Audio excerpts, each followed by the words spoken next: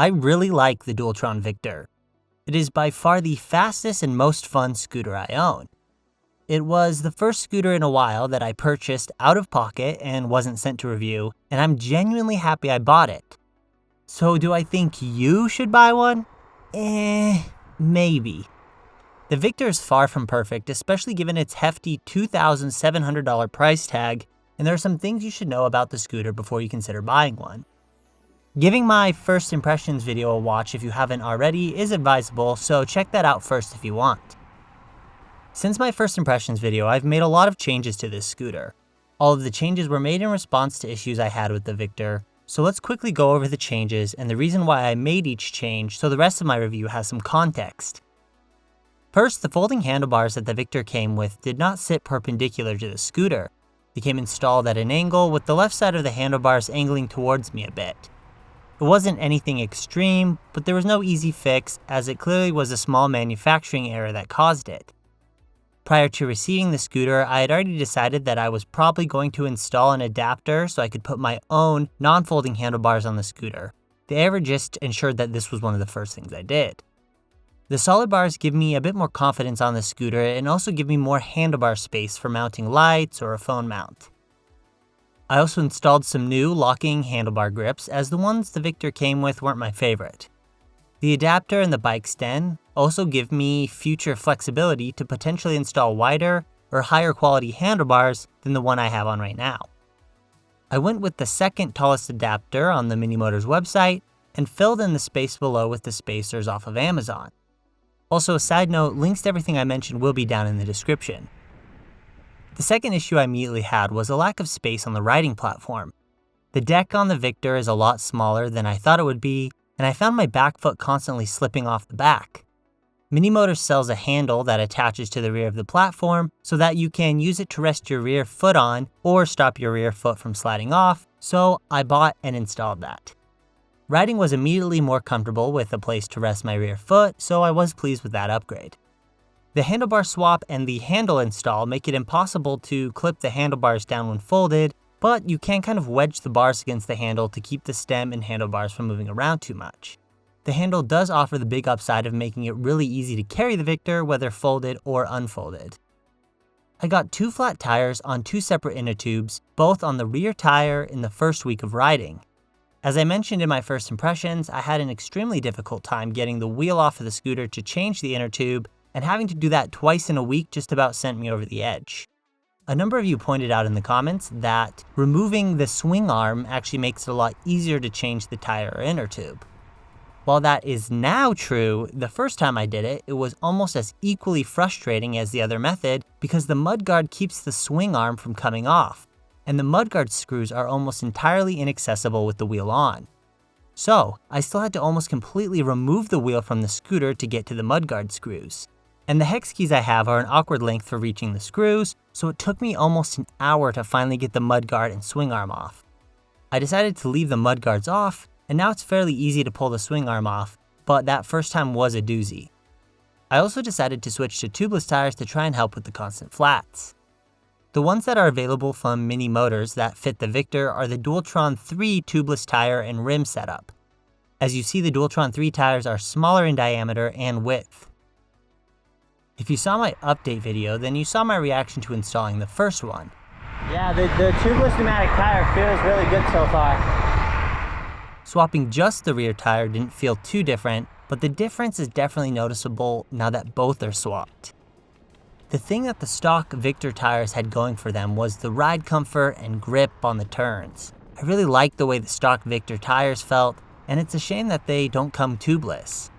The Dualtron 3 tubeless tires offer worse ride comfort and turning that isn't as natural due to the much flatter tire shape. However, the new tubeless tires have had no issues with flats, and I'll gladly trade ride quality for flat prevention, as those who are familiar with the channel will know. So those are the changes I've made to the Victor.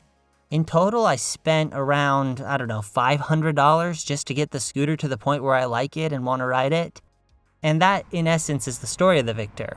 It's a legitimately fun scooter, but with a number of issues that needed to be resolved before the scooter could be fully enjoyed. You kind of have to be ready to spend a little bit more money on accessories when you get this scooter. Obviously, some people might not want to or need to buy the accessories I did, but obviously I did, and so that is my experience with the scooter. The rest of this review will be done with the changes in place. If you want to watch a review of this scooter before the changes, then check out my first impressions video. Let's talk performance and ride comfort now. The Victor has quite a bit of flexibility when it comes to acceleration power and top speed, depending on what you're comfortable with and how much battery you want to save. It has all the normal options like dual or single motor, eco or turbo mode. It also has a number of P setting adjustments, which you can make to really dial in your ride, which I really like.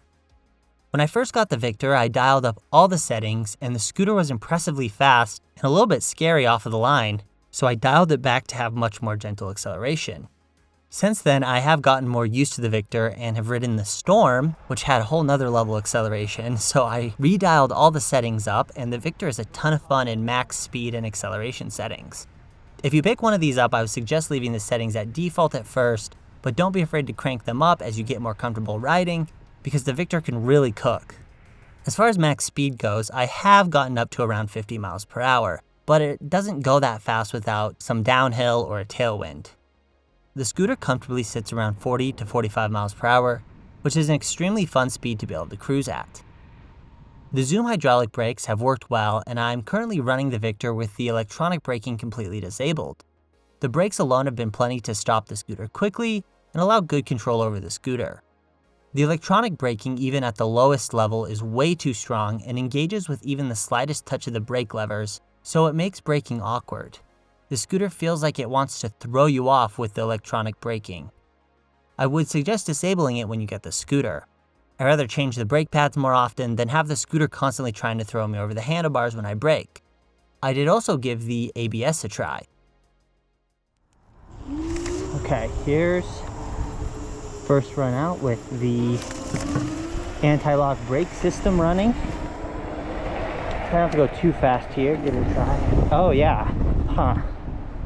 You can definitely feel it like stuttering like ABS does, like in a car. Oh, that's kind of cool. That'd be kind of annoying, I think, to consistently use. But the technology is cool. Let's see if I'm a little bit faster and see how much I can control the scooter when I'm actually braking.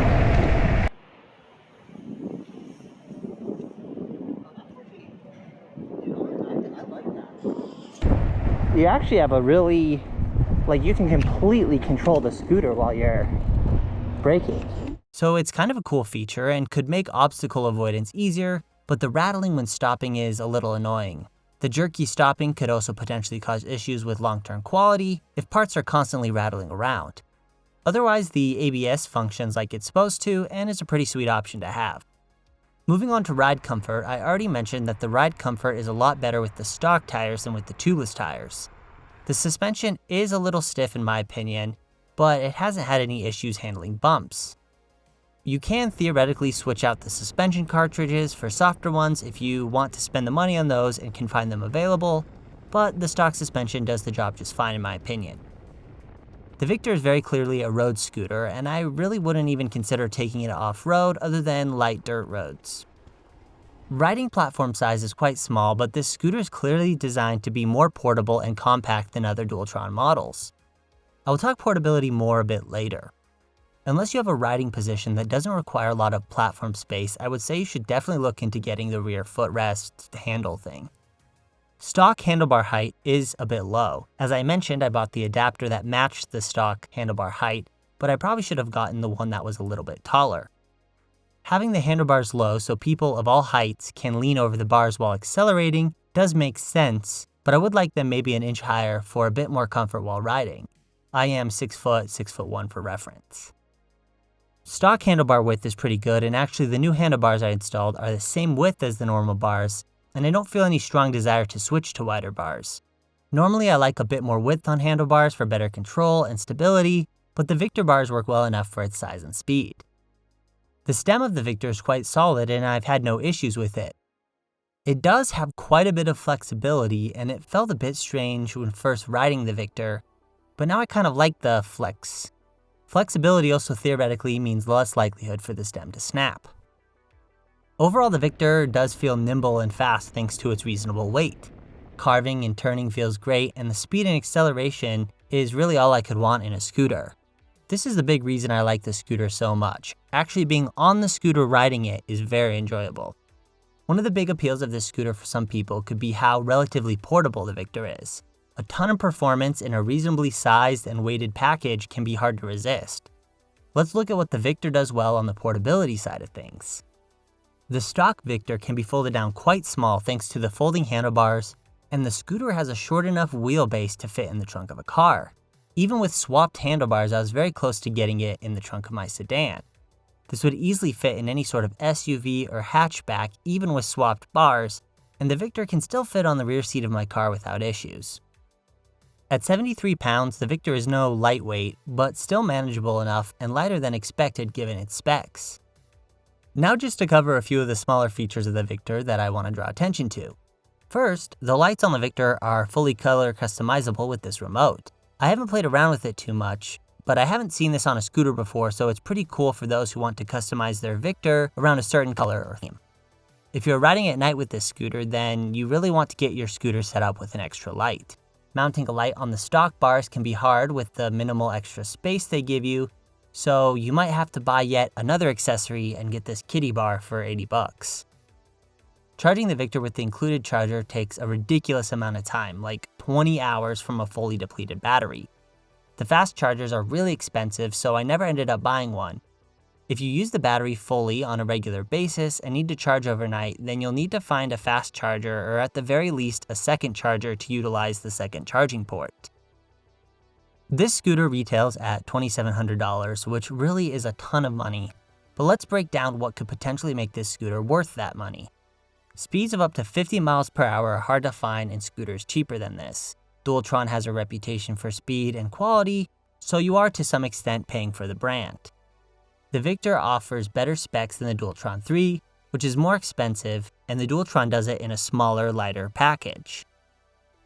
So if you want an extra step up in speed while still maintaining a reasonable level of portability, and are willing to spend maybe a little extra on accessories and upgrades, then I would say the Victor is a good choice. The truth is that very few scooter brands offer such an array of high-speed, performance-focused scooters the way Dualtron does, and if the Victor isn't for you, then you are bound to find a high-performance scooter you like in their lineup.